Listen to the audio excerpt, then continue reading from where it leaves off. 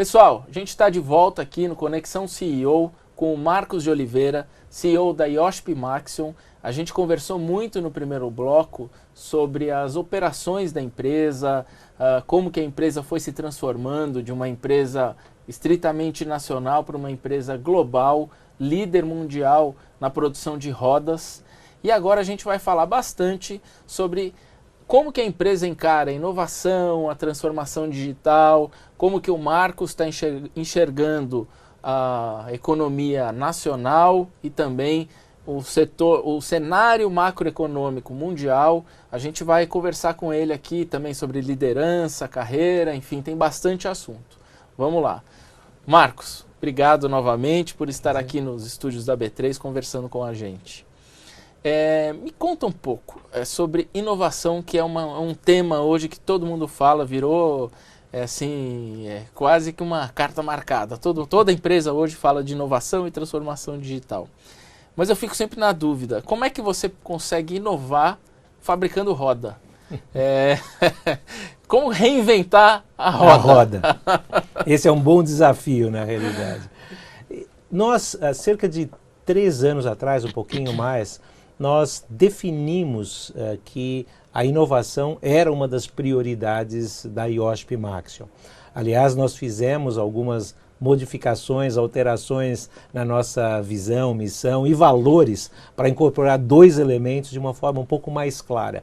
Um era o elemento inovação, para que ele ficasse mais clara para os nossos colaboradores a importância da inovação, e o outro aspecto era o aspecto de pessoas, que também era parte já da nossa visão, da nossa missão e valores, mas a gente quis dar um foco ainda maior nesses 2 aspectos, nesses 2 pilares, inovação e pessoas.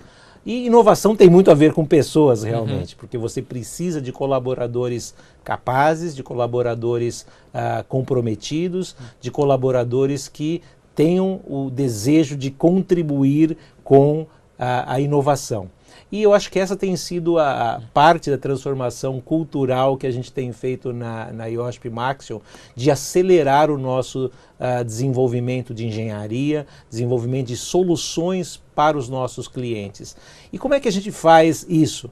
Na realidade, é entendendo a dinâmica da indústria automotiva, entendendo as necessidades atuais, mas mais importante, entendendo as necessidades futuras da indústria automotiva para poder adaptar as nossas estratégias, os nossos produtos e as nossas soluções a essas necessidades. O que significa? Nós sabemos que a migração para veículos elétricos é uma realidade, é algo que vai acontecer ao longo do tempo, não é depois de amanhã, é um processo que ainda vai demorar um período relativamente longo, em alguns mercados um pouco mais rápido do que outros, mas é um processo que ainda vai depender de melhoria de custos da energia, da produção de baterias e uma série de outros fatores. Mas nós entendendo a necessidade dos nossos clientes, que são necessidades de veículos mais leves, que tenham uma eficiência energética melhor, sejam para motores de combustão interna ou para motores elétricos, decidimos alinhar muito do nosso foco em como é que nós podemos tornar os nossos produtos, sejam rodas ou sejam componentes estruturais, a essa necessidade dos clientes. Então, nós focamos o nosso desenvolvimento de engenharia avançada, que nós chamamos de inovação, em alguns pilares principais. Um é eficiência energética, o outro são veículos elétricos e agregar tecnologias, e eu falo um pouquinho mais sobre isso, redução de custo, que é uma necessidade constante de qualquer indústria, o aspecto estético do produto é algo interessante. A roda tem um papel estético no desenho, no design de um produto muito importante. Então, as montadoras e o cliente final, o consumidor final, valorizam muito o aspecto estético da roda. Então, é importante para nós fazermos desenvolvimentos e criarmos novas soluções e inovarmos também no aspecto estético. E a gente tem focado muito nisso. Desenvolvimento de novos materiais. Então, hoje, a nossa matéria-prima básica é o aço ou é o alumínio. a gente vem trabalhando no desenvolvimento de compostos, utilização de fibra de vidro, fibra de carbono, para oferecer soluções de longo prazo. Para quê? Para deixar mais leve e para ficar mais barato também. Para torná-lo mais leve. Porque são commodities, você está à mercê do valor dessas commodities. Correto. Também, né? O objetivo principal aí é torná-los mais leve, porque são ainda soluções, e vamos dizer, por exemplo, fibra de carbono, por exemplo, é uma tecnologia importante, interessante, muito leve, resistente, mas muito cara. Então não é uma solução para o veículo de entrada do mercado mundial nos próximos anos. É um processo de mais longo prazo. Mas por isso é importante analisar soluções diferentes, seja fibra de carbono, fibra de vidro, a utilização de aços de alta resistência. O aço continua sendo uma matéria-prima importante. Nós temos trabalhado muito na utilização de aços de alta resistência também para reduzir a matéria-prima. Vocês têm laboratórios que testam isso? Temos. Nós temos centros de engenharia, nós temos 3 principais centros de engenharias no mundo. Um é no Brasil, outro é na Alemanha e outro é na Itália. Cada um focado em determinados produtos ou linhas de produtos. E aí nós temos alguns centros satélites que apoiam esses 3 centros principais. Então nós temos, por exemplo, um centro de desenvolvimento de rodas de alumínio na Tailândia, que é um centro que atende muito bem o mercado asiático, que faz aplicações de engenharia, que está conectado com a Itália ou conectado com o Brasil. Então esses centros de engenharia trabalham em conjunto, e essa é uma vantagem da tecnologia hoje em dia. Você tem a habilidade, através de sistemas computadorizados, de fazer desenvolvimentos simultâneos em diferentes regiões e compartilhar esse desenvolvimento e compartilhar o conhecimento que está sendo feito também. Agora, uma curiosidade, geralmente as montadoras desenham e repassam para vocês o que elas querem, é isso?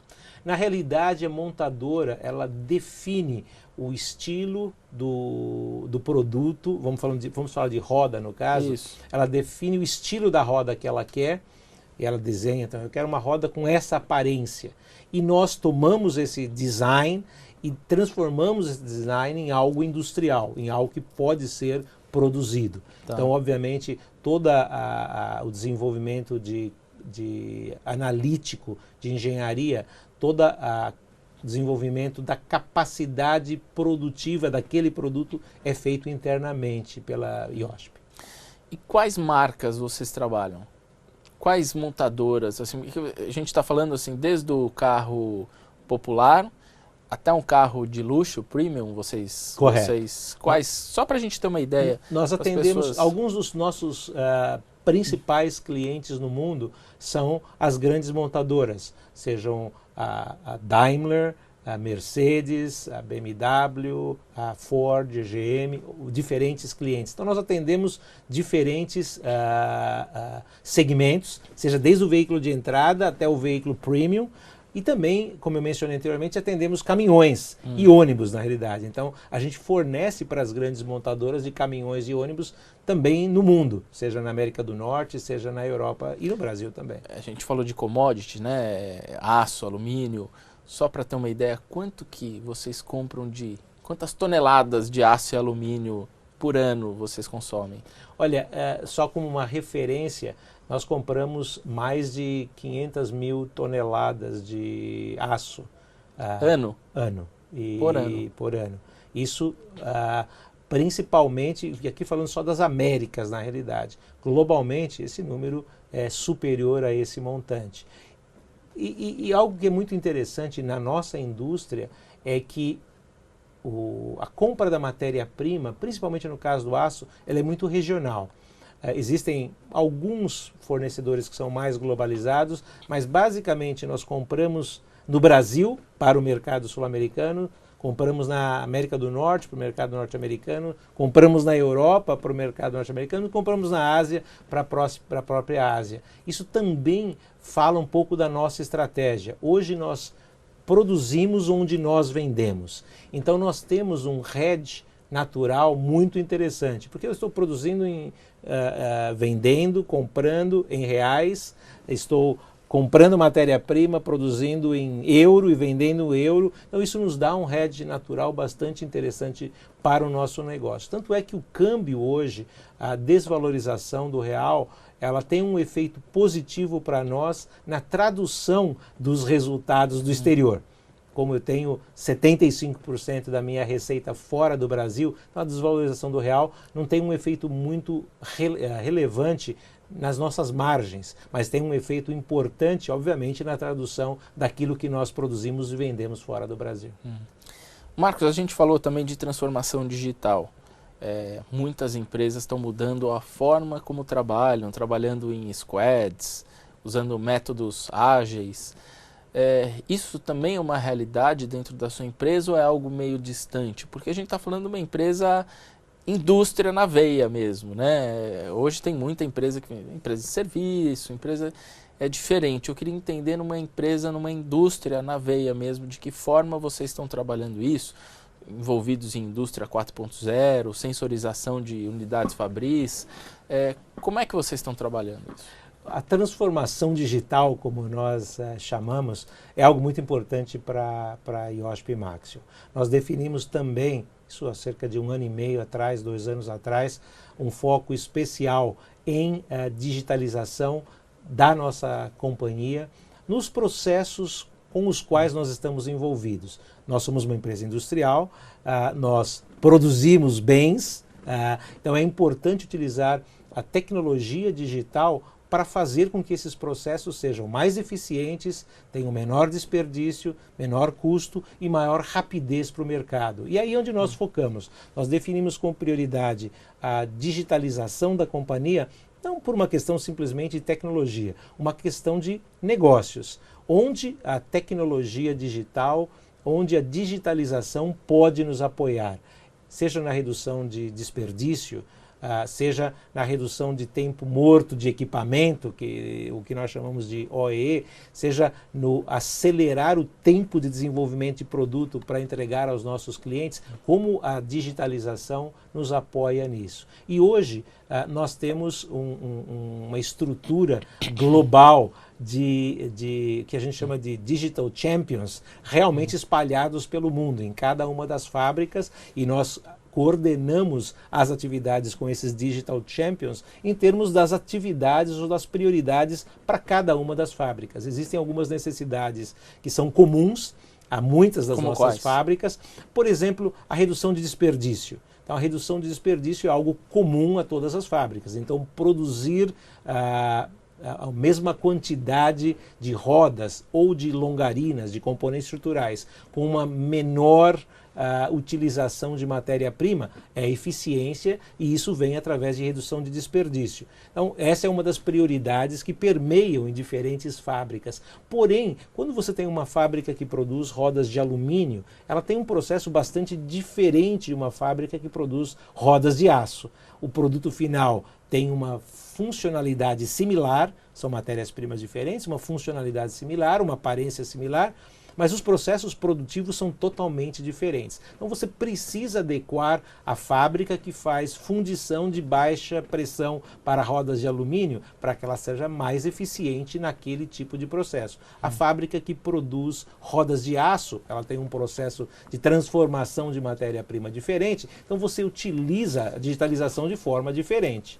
Mas a minha dúvida é a seguinte: hoje você tem tudo isso mapeado na tua fábrica, todo o teu processo fabril hoje é digitalizado, sensorizado? Como é que é essa questão? Você tem, por exemplo, você tem empresas de automação hoje que deixam a fábrica inteira, aí você tem acesso a dados que podem, que é o Big Data, que podem te ajudar também na produção e também no futuro desenvolvimento de produtos. Correto. Como é que está isso lá? Hoje como nós temos 31 fábricas espalhadas por todo o mundo, que produzem produtos ou componentes diferentes muitas vezes. Fábricas de idades diferentes. Nós temos fábricas dos anos 50, 60 e fábricas de 2016, 17. Então, são fábricas que estão em momentos de desenvolvimento do seu parque fabril bastante diferente. O que a gente vem fazendo é definindo as áreas de oportunidade em cada uma dessas fábricas, como é que eu utilizo a sensorização ou o IoT, Internet of Things, ou a indústria 4.0, para os processos que têm um valor agregado mais relevante, mais importante. Em lugar de tentar sensorizar a fábrica toda, porque você tem um parque fabril bastante diverso e bastante grande, nós estamos fazendo isso de uma forma pontual naqueles processos que podem agregar maior valor mais rápido. São por etapas. É por etapas, são por etapas. Em algumas fábricas nós temos um nível de geração de dados bastante elevados. Eu diria em todas as fábricas nós temos uma geração de dados básico para a administração da qualidade, de redução de desperdícios, ou redução de emissão de gases, ou de consumo de energia elétrica, ou de água, por exemplo, bastante definido na companhia como um todo. Porém, a utilização da inteligência artificial através do Big Data e de geração de dados é uma coisa que a gente vem fazendo de uma forma mais focada ao longo desses últimos anos. A gente tem muitos dados, tem muita informação, dados que são utilizados pelos engenheiros ou pelas diferentes equipes de produção para administrar a sua produção, e agora a gente vem trabalhando em utilizar esses dados de uma forma mais automática, através de Big Data, e utilizar a inteligência artificial para melhorar os processos. Um exemplo bastante específico disso, ou dois exemplos talvez. Nós temos nesse momento um projeto de inteligência artificial na redução de desperdício no processo de fundição de rodas de alumínio, que está sendo feito em paralelo, num projeto piloto entre a nossa fábrica da África do Sul e a nossa fábrica de rodas de alumínio aqui de Limeira, em São Paulo. Então nós temos um trabalho sendo feito internamente com o apoio de uma startup que nos está ajudando a utilizar todos esses dados para desenvolver receitas de como nós podemos produzir as rodas, um mix bastante grande de rodas, de forma mais eficiente, com menor desperdício. É isso que eu ia te perguntar. Vocês têm esse contato com as startups? Temos. Como é que se dá esse contato? Ele é bastante interessante, e ele é feito principalmente em função das necessidades. Então, eu tenho, por exemplo, a necessidade de fazer um desenvolvimento X, Y, Z, eu vou buscar nos diferentes centros, seja no Brasil ou fora do Brasil, aquilo que existe disponível para atender a nossa necessidade. E nessa linha, nós acabamos, e é algo bastante novo, a semana passada, na realidade, nós acabamos de abrir um centro de tecnologia avançada em Berlim. É um grupo pequeno, mas é um grupo que nós instalamos em Berlim para estar conectado à tecnologia de mobilidade. E Berlim hoje é um dos centros de mobilidade mais importantes na Europa. E nós criamos esse grupo. É um grupo que tem brasileiros, tem alemães, tem diferentes nacionalidades trabalhando nesse grupo, para, além de fazer o desenvolvimento de longo prazo das tecnologias futuras para a IOSP Maxion, também acelerar o contato com startups, não só em Berlim, onde existe um centro bastante importante, mas em outros lugares do mundo. Então, além do trabalho atual que a gente já faz, nós vamos acelerar esse processo ao longo dos próximos anos. Então, Berlim vai ser o hub de contato entre as startups para vocês ao redor do mundo. Para fazer a coordenação, porque quando nós temos, por exemplo, centros de engenharia em diferentes lugares, fábricas em diferentes lugares, e temos contatos com startups aqui no Brasil, na Alemanha, na Índia, no México, temos contatos em todos os lugares, mas nós decidimos centralizar a coordenação para ter certeza que eu estou aproveitando... De forma estruturada em Berlim. Em Berlim, exatamente. Que vai espalhar para todo o mundo. Isso faz uma semana que vocês montaram? Oficialmente nós iniciamos as operações no final de setembro. Por que vocês resolveram fazer isso? Sentiram a necessidade? Nós sentimos a necessidade de pensar mais ao longo prazo. Hoje nós temos um grupo de engenharia avançada muito forte, muito competente em rodas, um grupo de engenharia muito forte, muito competente em componentes estruturais, que estão bastante focados não só no presente, mas focando no futuro de rodas, focando no futuro de componentes estruturais. Nós achávamos que precisávamos de um outro grupo que pudesse olhar de uma forma mais ampla a indústria automotiva, as transformações da indústria automotiva ao longo dos próximos anos e como nós podemos nos inserir não só com rodas, não só com componentes estruturais, mas com outras soluções para a indústria automotiva. Então nós falamos, bom, o nosso grupo de engenharia avançada de rodas e de componentes estruturais continuam focados no seu core business, não só do presente, mas no futuro também, fazendo desenvolvimentos de longo prazo de tecnologia.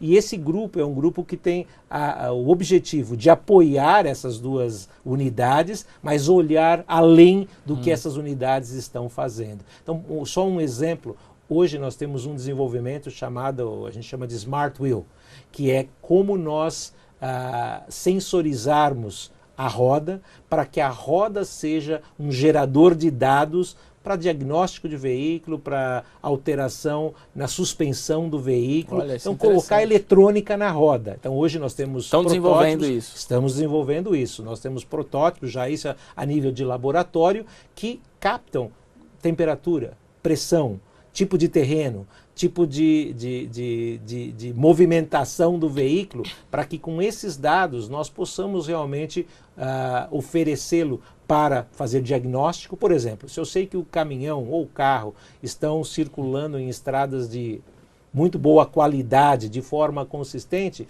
talvez o intervalo de manutenção do caminhão não precise ser cada 7.000 quilômetros, ele pode ser cada 10.000 quilômetros. Ou se é um terreno muito acidentado, com muitos problemas, talvez eu tenha que trazer essa manutenção preventiva para cada 5.000 quilômetros. Então isso obviamente otimiza as frotas, otimiza e melhora a eficiência dos nossos clientes. Você acha que um produto como esse pode estar no mercado quando?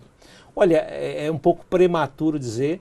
A tecnologia é uma tecnologia viável, a gente tem protótipos já sendo feitos. Eu acho que o mais importante agora é como processar essa informação, processar esses dados e transformá-lo em algo que tenha um valor real. Pode ser um outro negócio para a empresa até. É um caminho de potencial negócio para a empresa. Então, vocês venderem esses dados também para a indústria. Sem dúvida, é algo que pode existir no futuro. Obviamente, muita gente está buscando essa informação para poder melhorar, mas são caminhos que nos permitem olhar além daquilo que nós fazemos hoje, como nós podemos agregar mais valor, como que nós podemos participar desse ecossistema de mobilidade global, não só com o que nós fazemos hoje, mas com aquilo que a IOSP Maxion poderia estar fazendo no futuro também. Vocês pensam em comprar novas fábricas fora do Brasil, abrindo? Eu queria que você me falasse um pouco assim, como é que você enxerga esse ano de 2019 e 2020 e para onde você está olhando a empresa? Nós focamos ao longo desses últimos anos no crescimento orgânico, principalmente com esse objetivo de continuar desalavancando a IOSP Maxion. Como eu mencionei anteriormente, hoje nós temos uma alavancagem mais ou menos de 2,5 vezes. O nosso objetivo é trabalhar entre 1,5 vezes e 2 vezes dívida líquida sobre EBITDA. Estamos nesse caminho, estamos nessa trajetória e fazendo isso ao mesmo tempo que nós estamos investindo. Eu falei da fábrica nova da China, fábrica nova do México, da Índia. Então nós continuamos investindo organicamente e estamos olhando para oportunidades inorgânicas que possam surgir no momento certo, na região certa e, obviamente, nos múltiplos, nas condições econômicas corretas para a gente poder considerá-las. Então, no curto prazo, o foco tem sido muito grande em crescimento orgânico e desalavancagem. No médio e longo prazo, olhar oportunidades, além de crescimento orgânico, obviamente, mas olhar oportunidades eventuais de M&A, de aquisições, é importante. E a gente vai fazer isso, está fazendo isso de uma forma bastante organizada, pensando no futuro. E sejam oportunidades fora do Brasil, na Europa, na Ásia, eu diria principalmente, porque são os mercados onde hoje nós não estamos presentes com componentes estruturais. Componentes estruturais têm uma presença muito forte no Brasil e na América do Norte, México, Estados Unidos, mas nós não temos nada de componentes estruturais nem na Ásia. São componentes estruturais, falando para quem está assistindo a gente aqui? São o que nós chamamos de longarinas, são o chassi do caminhão ou o chassi da picape. Nós produzimos não só os principais componentes do chassi, que são as longarinas ou as travessas, mas nós montamos o chassi também completo. Entregamos o chassi completo para a montadora montar um caminhão ou para a montadora montar uma picape, por exemplo. Então, vocês estão olhando esse segmento na Europa e na Ásia. Na Europa e na Ásia. E, eventualmente, claro que crescer fora do Brasil é importante, é uma prioridade, mas o Brasil continua sendo um mercado importante e, obviamente, ele não está fora do nosso radar também. Aliás, falando de Brasil, pegando carona nisso, como é que você está enxergando, entrar um pouquinho aqui em macroeconomia, política, como é que você está enxergando o cenário atual do país? Porque a economia, a gente está esperando ela acelerar já faz um bom tempo e ela não sai do lugar. Cresce um pouquinho, assim, é coisa que não dá quase para sentir. Como é que você está analisando o cenário? A economia vem crescendo mais lentamente do que se esperava. E talvez, eu diria, existia um otimismo exagerado que com a mudança de governo o crescimento econômico pudesse ocorrer de uma forma mais rápida. E não ocorre de uma forma mais rápida, ele é um crescimento que ocorre de forma um pouco mais lenta. Então, nós acreditamos, nós temos confiança que o Brasil vai crescer, o Brasil vai voltar a crescer em 2020, 2021, vai entrar numa etapa de crescimento que pode ser um pouco mais rápida ou um pouco mais lenta, dependendo da economia global. Obviamente o Brasil é um exportador importante de commodities, então a situação dos diferentes mercados, seja nos Estados Unidos, na Europa, ou na Ásia, ou na China, tem um efeito indireto e direto nas exportações do Brasil. Isso pode acelerar ou pode atrasar um pouco o crescimento econômico, mas o crescimento econômico interno vai ocorrer. O consumo vai aumentar, o desemprego deve diminuir gradativamente, também não é uma coisa que vai mudar de um ano ao outro, vai ocorrer gradativamente, e com isso o consumo interno vai voltar a crescer. Então nós acreditamos nisso e nós vemos isso um pouco no setor automotivo. Se nós olharmos o setor automotivo esse ano, por exemplo, claro que ainda saindo de uma crise bastante forte, que foi entre 2014 e 2017, isso. Mas hoje a produção, vamos falar de vendas primeiro, a venda de veículos leves no Brasil está crescendo na faixa de 8%, 9%. A venda de veículos comerciais, caminhões, está crescendo na faixa de 40% no Brasil hoje. Claro que, infelizmente, a queda na demanda na Argentina tem afetado muito as exportações e a produção tem crescido muito menos. Então, como referência, a produção de veículos leves está crescendo na faixa de 2%, a produção de veículos comerciais está crescendo na faixa de 8%, 9%. Então, são crescimentos importantes de uma base ainda bastante baixa. Qual que é a sua avaliação sobre o governo? Olha, todos os governos têm desafios. Eu acredito que quando a gente olha o foco de alguns dos principais ministérios, seja na economia, seja na agricultura, seja nos transportes, eu acho que existe uma visão, um objetivo correto, adequado, de trabalhar-se nos elementos que são importantes, não só para as reformas que são fundamentais no Brasil, seja da Previdência, seja tributária. Eu acho que a visão é boa. Eu acho que o importante é acelerar o crescimento. E o crescimento vai ser acelerado à medida que os investimentos em infraestrutura voltarem a acontecer de uma forma mais rápida, as privatizações vão ser fatores de crescimento também. Então, a gente tem confiança de que aquilo que está sendo feito sob o ponto de vista econômico no Brasil está na direção correta. Gostaríamos todos que fosse muito mais rápido, que o efeito direto no consumo ou no crescimento da economia ou no investimento fosse muito mais rápido. Isso vem acontecendo de uma forma mais lenta, mas nós temos confiança que isso vai ocorrer ao longo de 2020 e 2021. O que te faz crer nisso? Primeiro, o potencial do Brasil como mercado consumidor. Nós temos mais de 200 milhões de habitantes. Apesar de um desemprego relativamente alto no Brasil, o potencial de redução desse desemprego é positivo, vai ocorrer gradativamente, mas ele é positivo, o que vai ajudar o consumo interno.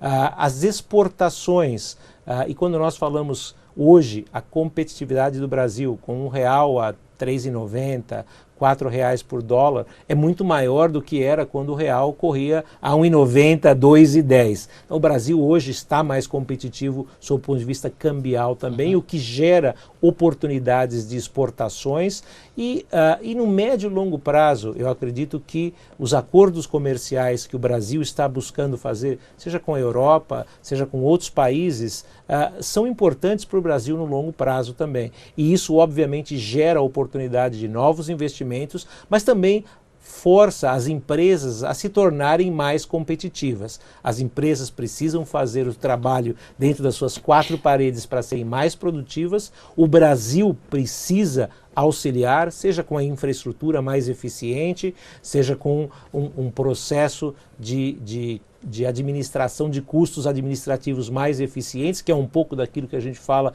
na reforma tributária. Quando a gente fala na reforma tributária, a gente nem está falando em redução de impostos, a gente está falando em simplificação da complexidade de que se existe para operar no Brasil. Nós operamos com fábricas em 14 países e vemos a diferença entre a complexidade de fazer-se negócios em diferentes países e, infelizmente, o Brasil é um país complexo. É um país onde nós temos um custo interno maior do que outros países para poder respeitar as leis ou fazer as coisas da maneira que devem ser feitas, seja na parte administrativa, seja na parte tributária, seja na parte laboral.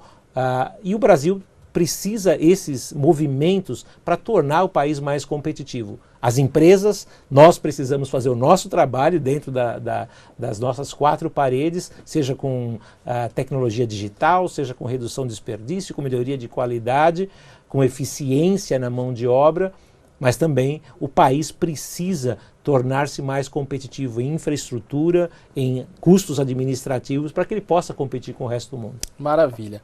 Marcos, a gente está caminhando para o final do programa e eu sempre faço um bate-bola aqui com o entrevistado e eu queria fazer com você. Então, rapidinho aqui, quem é o seu ídolo? Olha, ao longo da minha carreira eu tive a oportunidade de trabalhar com executivos brasileiros e internacionais de muito conhecimento, de muita experiência, e eu tenho aprendido de todos realmente.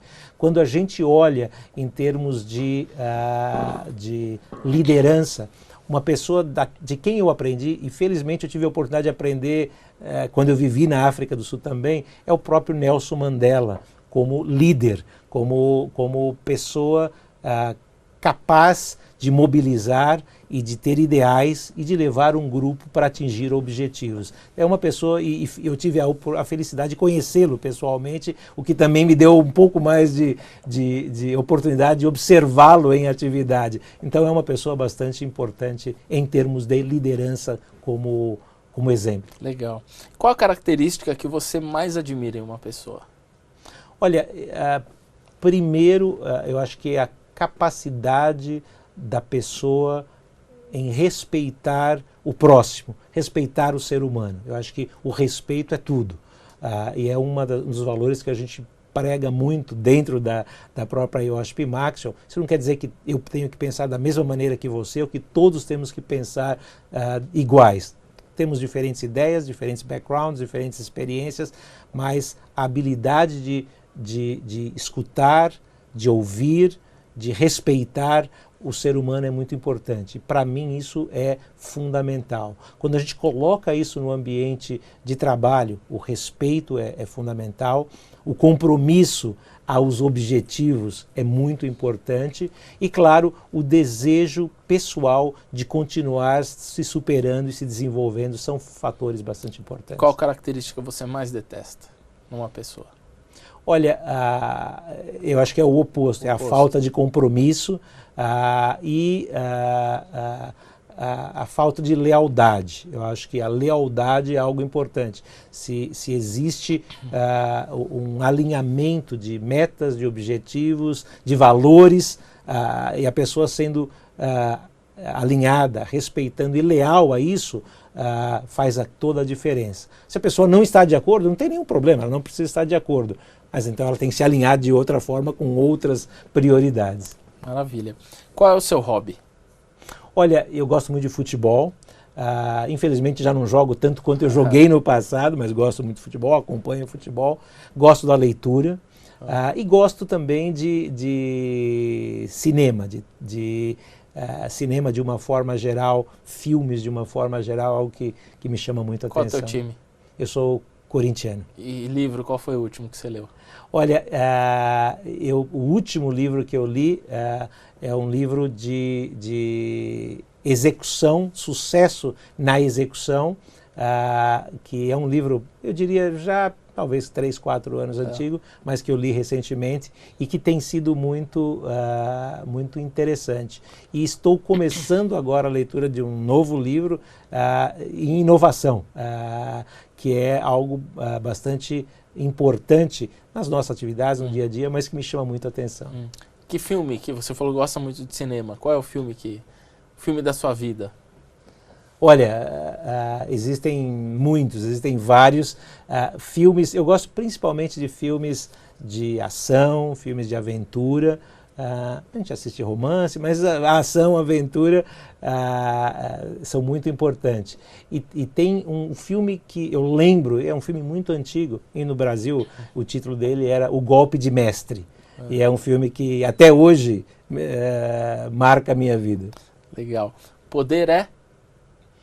Olha, poder é a capacidade de poder participar e ajudar no atingimento de objetivos e no liderar equipes para poder atingir essas metas. O que te faz levantar da cama todas as manhãs? Olha, essa energia do setor automotivo e de poder ajudar a IOSP Maxion a ser uma empresa cada vez mais vibrante, crescendo, gerando resultados e trazendo a nossa equipe realmente para atingir esses resultados. Liderar é? Liderar é ter metas, ter objetivos compartilhados e facilitar o trabalho para que a equipe possa atingir esses resultados. Eu acredito muito em trabalho em equipe, eu acredito que nenhum de nós faz nada sozinho, nós precisamos realmente de trabalhar em conjunto e é um valor que a gente coloca muito no nosso dia a dia, de que os nossos colaboradores estejam trabalhando em equipe. Eu acho que a liderança é poder facilitar as condições para que os colaboradores estejam trabalhando em equipe. E para terminar, qual conselho você daria para quem está começando na carreira? Olha, eu acredito, e eu sou engenheiro de formação, e comecei a minha primeira função, logo depois de terminar a faculdade, foi ser supervisor de produção. Como engenheiro, naquele momento, a empresa tinha um programa de colocar engenheiros para liderar equipes de produção e eu, como engenheiro formado, eu quero ser engenheiro, mas tem uma oportunidade de supervisor, o que você acha? E eu achei que era uma oportunidade de conhecer, de aprender, e eu acho que isso tem muito a ver com o desenvolvimento das pessoas. As pessoas devem ter um objetivo de aprender de forma contínua. Na vida nós estamos sempre aprendendo, a gente só para de aprender quando a gente morre, essa aqui é a verdade. E o profissional jovem, ele deve buscar o conhecimento, ele deve procurar se especializar e ser conhecedor de um determinado campo. Não importa qual seja, se ele é engenheiro na engenharia, se ele é administrador na administração, se ele trabalha em recursos humanos, ele deve desenvolver-se como profissional, tendo um controle, um conhecimento bastante importante de uma determinada função, seja ela qual for. Ao longo do tempo, esse conhecimento básico acaba funcionando como pilar para que essa pessoa possa crescer. Eu comecei como engenheiro, comecei como supervisor de produção, mas minha formação é engenharia. Depois de trabalhar um pouco na produção, eu fui trabalhar na engenharia, trabalhei em engenharia de processos por muitos anos, trabalhei em engenharia de produtos por muitos anos, em administração de negócios, em vendas, em diferentes segmentos, e eu fui aprendendo em cada uma dessas diferentes áreas onde eu atuei. E eu acho que o conhecimento é importante e o aceitar desafios. Eu acho que essa coisa é importante. Muitas vezes as pessoas acham que as empresas devem gerar as oportunidades. As empresas criam as condições para que as pessoas se desenvolvam. Então, à medida que o profissional conhece, aprende, se desenvolve, entrega resultados, e à medida que ele aceita tomar riscos, porque a vida é cheia de riscos. Sim. Alguns riscos você atinge bons resultados, outros talvez não bons resultados, mas você não consegue crescer sem aceitar algum risco na sua carreira. Eu acho que aceitar risco é importante, e risco, obviamente, dentro do momento de vida, do momento da pessoa, para que ela possa continuar galgando melhores posições. Maravilha. Marcos, olha, muito obrigado pelo papo, foi ótimo, muito obrigado. E obrigado a você que acompanhou esse programa. Você pode acessar também esse programa no YouTube, Neofeed Brasil, no site neofeed.com.br, e também escutar esse programa no podcast em todas as plataformas. Muito obrigado e até o próximo Conexão CEO.